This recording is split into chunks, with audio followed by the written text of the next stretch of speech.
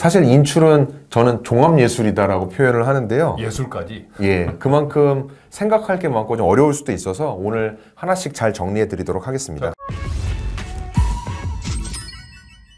안녕하세요. 한국 사회가 점점 고령화되고 특히 최근에 보면 은퇴하시는 분들이 점점 많아지고 있습니다. 자, 그러다 보니까 두 가지 현상이 생기는데요. 첫 번째는 노후 준비. 예컨대 각종 연금 상품, 연금저축, IRP, 그 다음에 연금보험, 심지어 회사에서 받은 퇴직금까지 이 같은 연금 상품들에 많은 관심을 가지고 있죠. 두 번째는요, 나중에 퇴직하고 내가 가입한 연금 상품들, 예컨대 조금 전에 열거했던 그런 상품들에서 어떤 것부터 찾아 쓰는 것이 나한테 유리할까? 세금적인 측면 등등을 다 고려했을 때, 자, 그런 관심도 굉장히 많아지고 있는데, 오늘은 그 가운데서도 두 번째, 연금 인출 순서를 어떻게 하면, 예컨대 어느 계좌에서부터 먼저 찾는 것이 유리할까라는 것을 중심으로 연금보좌 1타 강사 돈 걱정 없는 우리 지원센터 이재문 팀장님과 함께 나눠보겠습니다. 안녕하세요. 네, 안녕하십니까. 오늘 대표님께서 말씀해 주신 내용을 바탕으로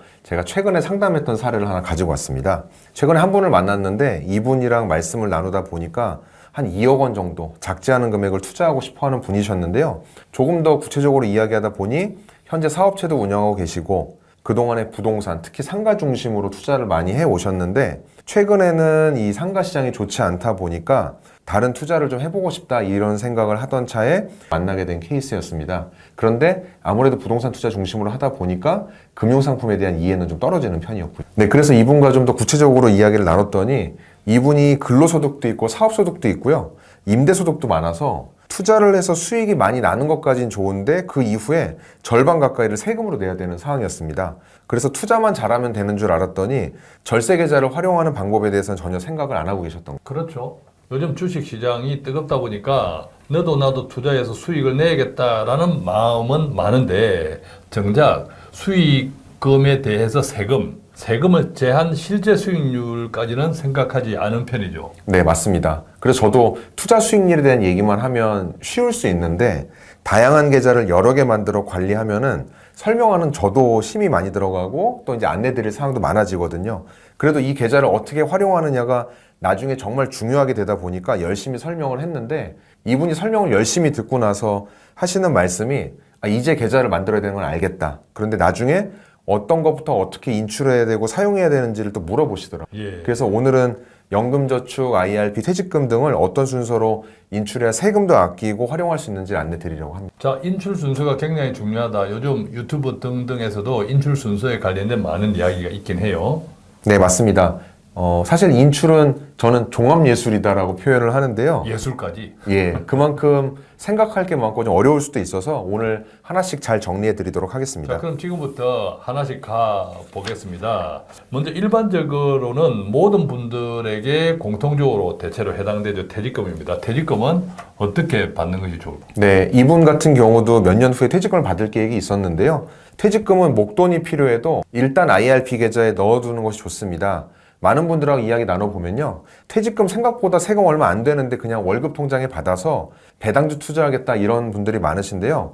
이건 하나만 알고 둘은 모르는 분들입니다. 이런 분들과 이야기를 나눠보면 인출 방법을 잘 모르세요. IRP를 받으면 찾고 싶을 때 마음대로 못 찾는다 생각하시는데 실제로는 전혀 그렇진 않습니다. IRP 계좌에서도 ETF를 통해서 요새 핫한 기업에 투자하는 것도 가능하고요.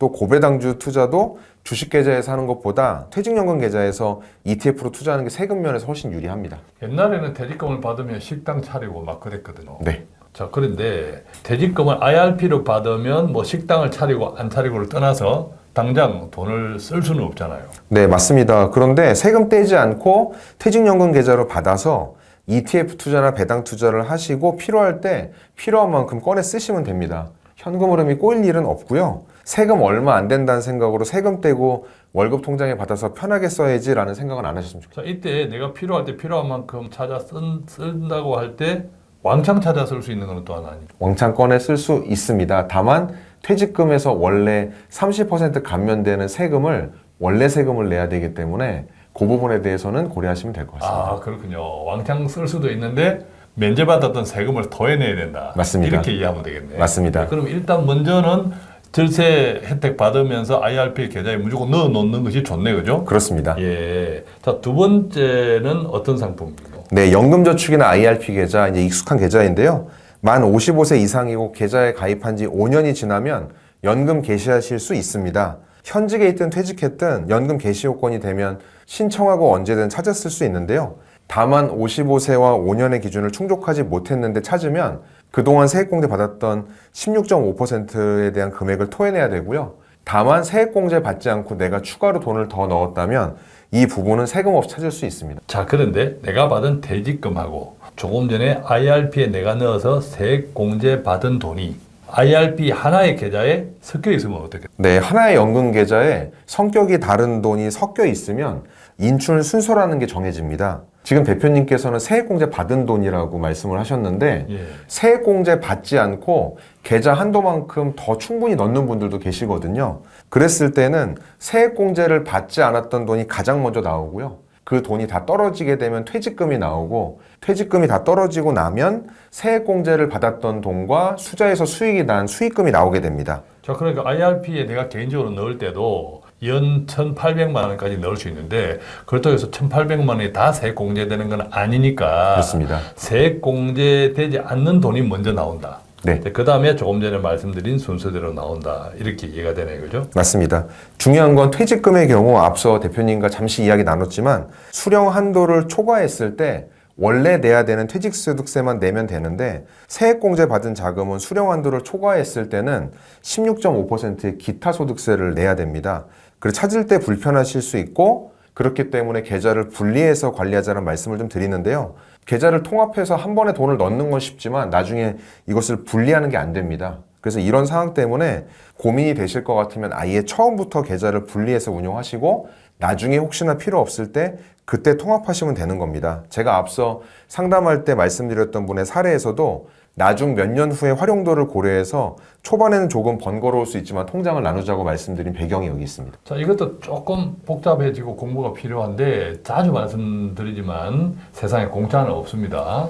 내가 공부한 만큼 챙길 수 있다. 이 점 꼭 기억하시고요.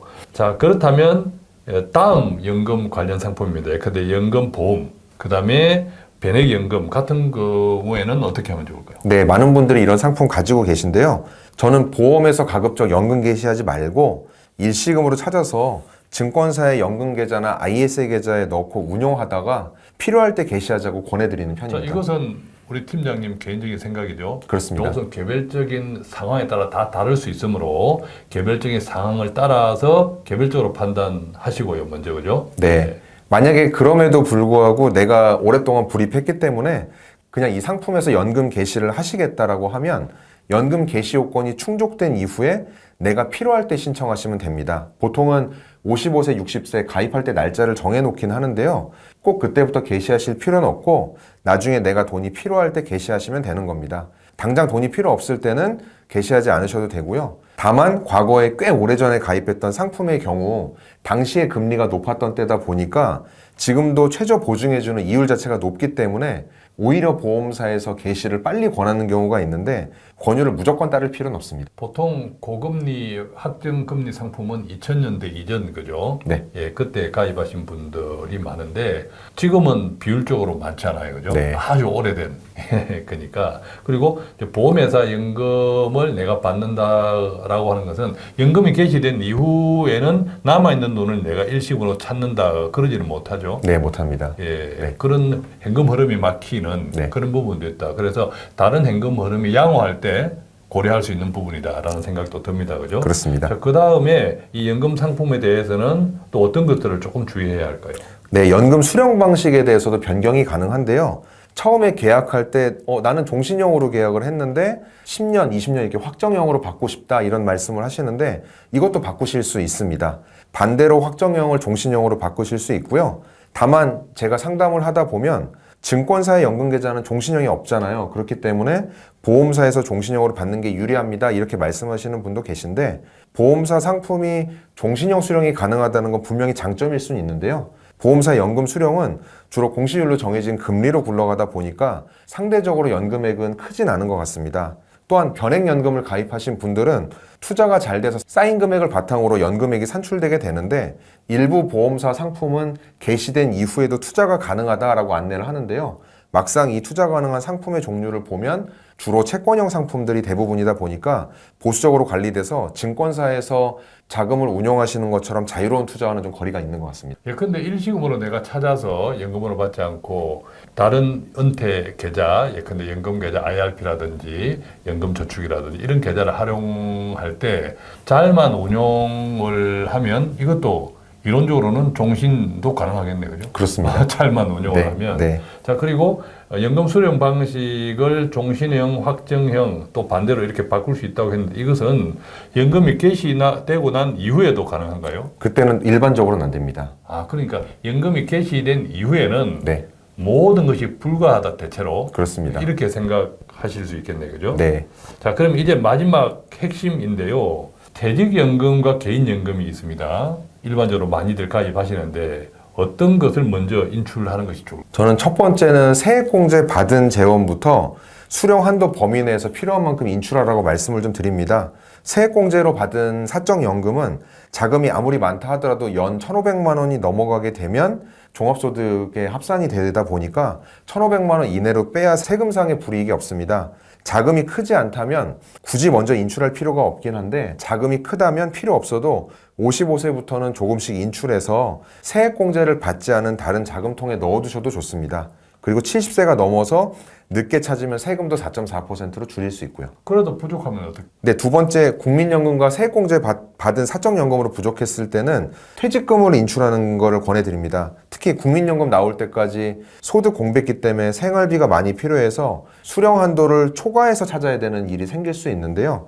이럴 때는 세액공제 받은 금액보다 퇴직금을 먼저 인출하는 게 유리합니다. 세액공제 받은 금액은 수령 한도를 초과하게 되면 16.5%의 세금을 내야 되는데 퇴직금은 앞서 말씀드린 대로 당초 원래 내야 될 세금만 내면 되기 때문에 목돈이 필요할 경우에는 퇴직금을 활용하시는 게 좋습니다. 자, 그렇다면 세액공제 안 받은 돈은 어떻게? 세액공제 받지 않은 돈은 언제든지 인출할 수 있는 돈이다 보니까 매월 생활비를 찾아 쓰는 것이 아니라 가급적 목적자금, 이벤트 자금으로 쓰는 게 좋습니다. 결국 정리해드리면 국민연금, 사적연금, 퇴직금으로는 생활비를 매월 충당하시는 게 세금 면으로 좋을 것 같고요. 세액공제를 받지 않고 불입한 금액은 가급적 매월 생활비로는 빼지 마시고 다만 중간중간 목돈이 들어가는 여행 비용이나 자녀한테 들어가는 목돈이 들어갈 때 그럴 때 활용하시는 게 좋습니다. 세액공제 받지 않고 불입한 금액은 세금과 건강보험료 그리고 인출한도로부터 모두 자유롭기 때문에 목돈이 필요할 때마다 그때그때 인출하시는 게 좋습니다. 자, 제가 함께 진행하면서 듣고 있으면 저도 머리가 복잡해지는데 네.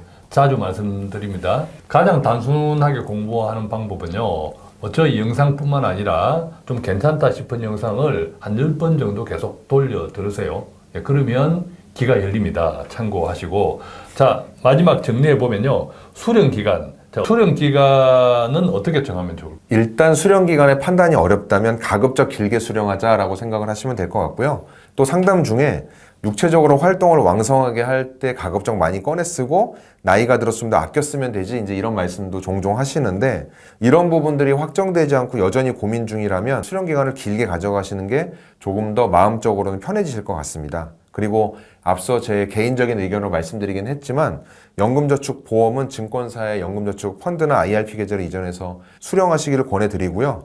이전할 수 없는 연금보험이나 변액연금은 비과세 요건이 됐다면 해지해서 연금계좌나 ISA 계좌에 넣어서 더 굴리시기를 권해드리고 이런 경우에는 대부분 10년이 넘어서 비과세 요건이 충족되었기 때문에 세금에 대한 불이익이 없어서 그 부분은 크게 고민 안 하셔도 됩니다. 자, 그런데 연금을 받다가 중간에 취직을 하면 어떨까요? 그때는 일시 중지시켜서 연금 수령 기간을 늘리는 게 좋습니다. 특히 연금 계좌에 있는 금액은 세금이나 건강보험료 걱정 없이 과세 이연과 복리 효과를 누릴 수 있는 계좌이기 때문에요.